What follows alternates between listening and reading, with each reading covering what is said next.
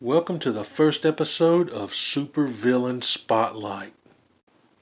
I'm kicking it off with my all-time favorite Spider-Man villain, the Green Goblin.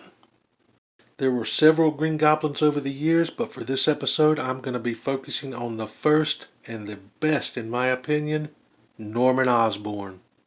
The Green Goblin first appeared in The Amazing Spider-Man issue 14 from 1964. He wasn't revealed to be Norman Osborn until The Amazing Spider-Man issue 37 from 1966.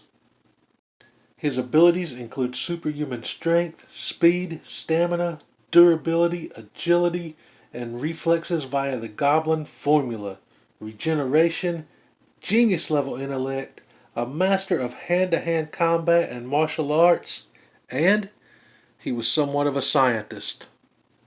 I'm something of a scientist myself. Norman co-founded Oscorp Industries with Mendel Storm and established himself as the CEO and president.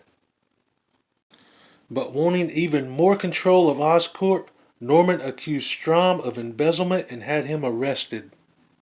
While searching through Strom's possessions, Norman discovers a formula that increases strength and intelligence. While attempting to create the serum, it explodes in his face. The accident greatly increases his intelligence and physical abilities, but it also has the side effect of driving him into a self-destructive insanity. Norman then adapts the Green Goblin identity with the goal of being a leader of an organized crime ring in New York and intends to cement his position by defeating Spider-Man. In an attempt to discover Spider-Man's identity, Norman creates a gas that nullifies Spider-Man's senses and allows Osborn to stalk Spider-Man until he learns that his nemesis is Peter Parker. After knocking out Parker, he kidnaps him and takes him to his waterfront base, where he reveals that he is Norman Osborn. During the battle that ensues, Spider-Man knocks Osborn into a mass of electrical wires, which conveniently erases his memories.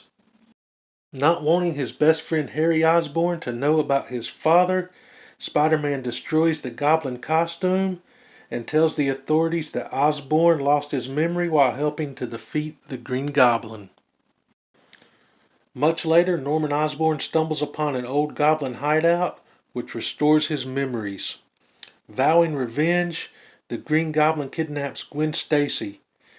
During the rescue attempt by Spider-Man, Gwen is thrown off the bridge and killed.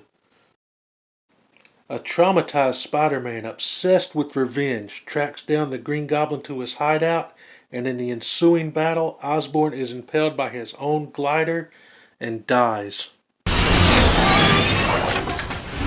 Oh. It is revealed years later that the Goblin formula gave him a previously unknown healing factor which restored him to life. In the process of sneaking out of the morgue, he killed a homeless man with a similar physique to him for the clothing and to feign his death. No longer suffering from bouts of amnesia, Norman escapes to Europe, where he can move freely and unnoticed.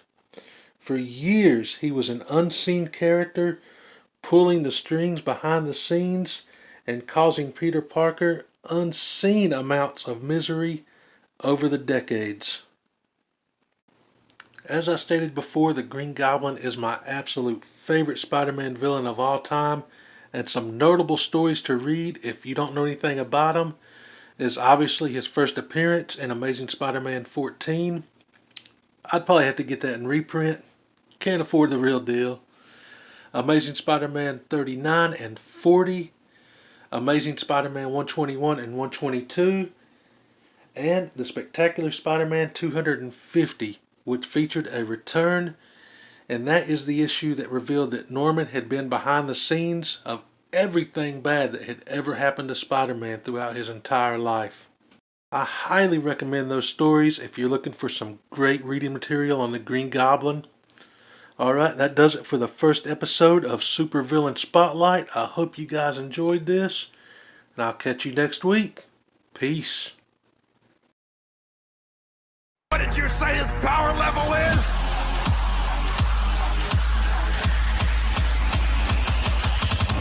over 9,000!